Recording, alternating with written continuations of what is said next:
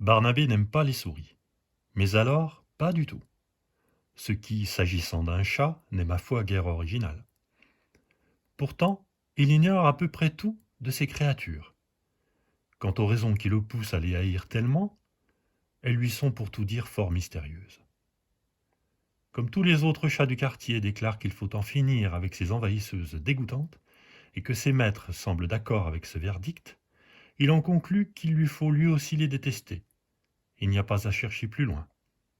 Sinon, que penserait-on de ce chat qui ne fait pas comme tout le monde? Il passerait pour un mollasson, ou pire, un incompétent. Le problème est que le pauvre Barnabé n'est habile ni de ses crocs, ni de ses griffes. Aussi ne fit-il pas du tout peur aux souris. Celles-ci vont et viennent librement dans l'appartement, aux grandes dames de ses maîtres, qui lui reprochent son manque chronique d'efficacité. Parfois même, elles se promènent au ras de ses moustaches, sans se soucier un instant de sa présence.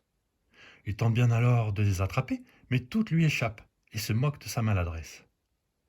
Tout ce qu'il obtient à leur courir après, ce sont de mauvais coups. Un jour, pourtant, Barnabé en a assez d'être la risée des autres chats de l'immeuble. Il décide qu'il lui faut d'urgence redorer sa réputation de matou et que pour y parvenir, il y mettra tous les moyens nécessaires, quitte à ne pas faire dans la dentelle.